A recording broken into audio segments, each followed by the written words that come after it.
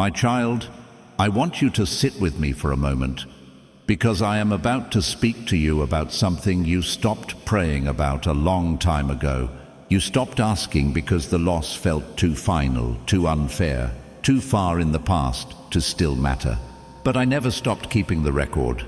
Everything you lost, every dollar that slipped through your hands at the worst possible time, every opportunity that was taken from you by someone else's greed or your own desperation, every season where you worked hard and watched the reward go to someone who did not deserve it, I wrote it all down, not to remind you of your pain. I wrote it down because I intend to repay it, and not at the same value it left you. With interest. You may be thinking of a specific moment right now. A business that failed because of circumstances outside your control. A person who borrowed from you and never returned it. Who you eventually had to release from your heart because chasing it cost you more peace than the money was worth. A job you were qualified for that was given to someone else through favoritism instead of merit. An inheritance that was handled unfairly. A scam that took money you had worked years to save. A season of poverty that forced you to sell or lose something that mattered to you far beyond its price tag. I see the exact moment in your mind right now because I was there when it happened. I did not look away. I did not forget. I have been keeping accounts that you stopped keeping yourself. Here is what I need you to understand about how I work, because it is different from how the world works. The world operates on loss being permanent. Once something is gone, it is gone, and you are expected to simply move forward and accept the deficit as the new shape of your life. But I do not operate that way. In my kingdom, loss is not the end of the story. It is the beginning of a restoration account that has been accumulating since the day it happened. Every year that passed since you lost what you lost was not a year of forgetting on my part. It was a year of compounding. I want to tell you about a principle that has existed since long before you were born. When something is taken unjustly, when it is stolen, manipulated away from you, or lost through no true fault of your own, the law of my kingdom does not say the thief simply walks away clean. The law says repayment, and not at equal measure, but multiplied. What was taken in one season is returned in a different and greater season, because I do not deal in simple replacement. I deal in restoration that makes the loss itself look small compared to what follows it. I know what you are thinking. You are thinking, that sounds beautiful, but it has been years. The job is gone. The money is gone. The person who took it is gone, and so is any hope of getting it back the way it happened. Beloved, I am not bringing back the same exact dollars from the same exact source. That would be a small miracle, almost an insult to what I actually intend to do. I am not interested in simply replacing what you lost. I am interested in replacing it through a channel so unexpected, so clearly outside of your own effort, that when it arrives, you will know without doubt that it could only have come from me. Think about Job for a moment. He did not lose a small amount. He lost nearly everything, his wealth, his family, his health, his reputation, in a single devastating season. And when restoration came, it did not come as a quiet, modest return to where he had been before. It came doubled, not partially repaid, doubled. I am not telling you this story because your situation will look exactly like his. I am telling you this story because it reveals my character. When I restore, I am not stingy about it.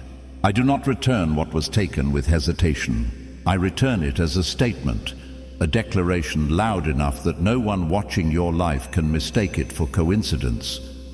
I want you to think now about the specific number, even if it is just a feeling rather than an exact figure, that represents what you have lost over the years. Do not be ashamed of it, no matter how large or how small it feels compared to someone else's loss. Pain is not a competition, and restoration is not rationed.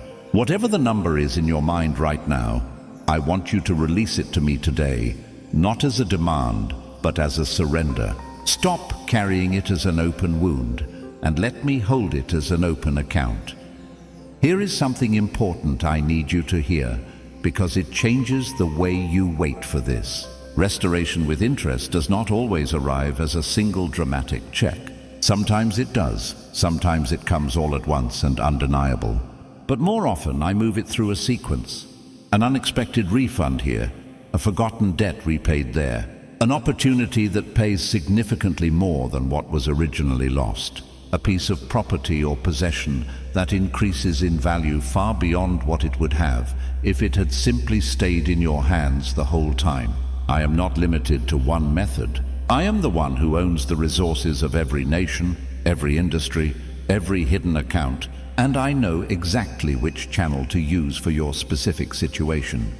I also need to address something directly, because I do not want you carrying this the wrong way. This message is not permission to chase down every person who has ever wronged you financially and demand repayment from them personally. Vengeance and bitterness are not the soil restoration grows in. In fact, if you are still holding active resentment toward the person or circumstance that caused your loss, I need you to release that today, not because they deserve your forgiveness, but because your bitterness is the one thing that can slow down what I am trying to release to you. Forgiveness is not weakness. It is the doorway through which restoration walks fastest. The moment you let go of the need for that person to pay you back personally, you open your hands to receive something far greater from a source they never could have provided. I want you to say this out loud right now with your actual voice. Say, I release every person and every circumstance that took from me. I forgive the loss, and I open my hands to receive restoration that comes from a source greater than what was taken. Say it even if your voice shakes. Say it even if part of you does not fully believe it yet. The declaration does not require perfect faith. It requires willingness.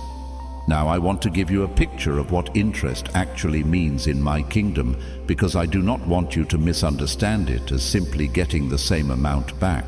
When a farmer loses a single season of crops to a storm and then plants again, the harvest that eventually comes is not measured in what was lost in that one bad season.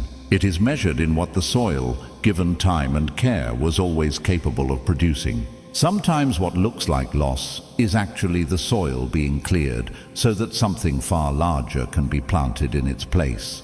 I am not telling you the loss was good. I am telling you the loss does not get the final word over what grows next.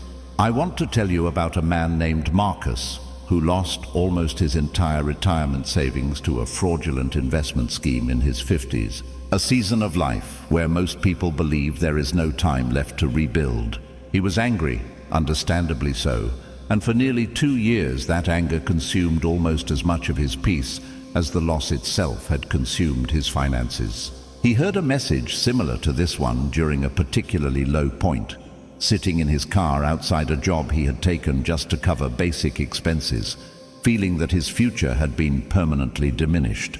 Something in him broke open that night, not in despair but in surrender. He spoke forgiveness out loud over the people who had defrauded him, not because they deserved it, but because he was tired of carrying the weight. Within 4 months, a property he had inherited decades earlier and forgotten about due to a paperwork dispute was suddenly resolved in his favor after a relative reopened the case. The property had appreciated in value far beyond what his original retirement savings had ever been worth. He says now that the season of loss, as painful as it was, eventually became the very thing that forced him to discover an asset he would have otherwise never pursued reclaiming. I tell you Marcus's story not so that you expect an inherited property specifically, but so you understand the pattern.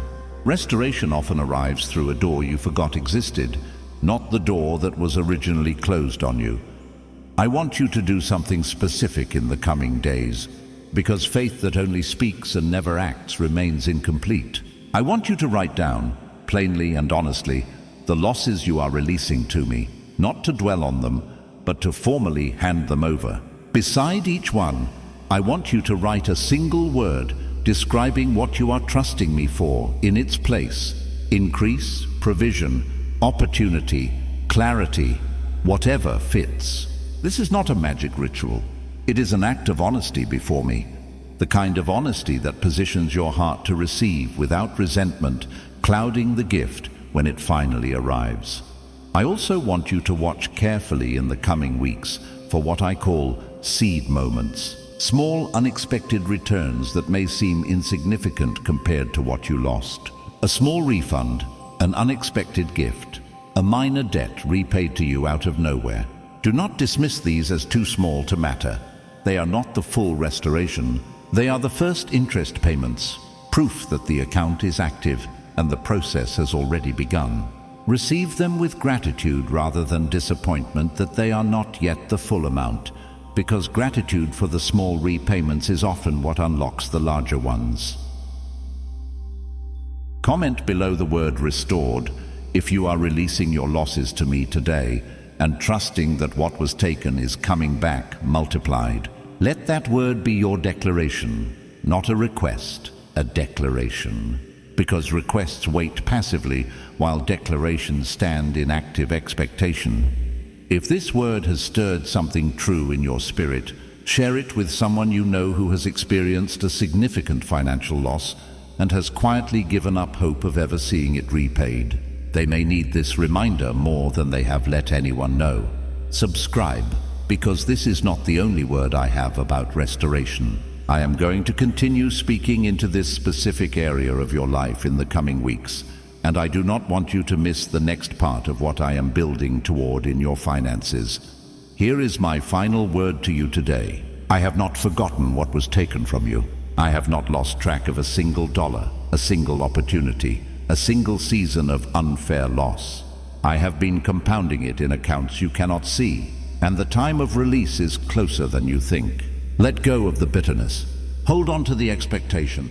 What was stolen is returning. What was lost is multiplying. What looked like the end of that chapter was only the interest period before the repayment. Receive it. Believe it. Walk in it. Amen.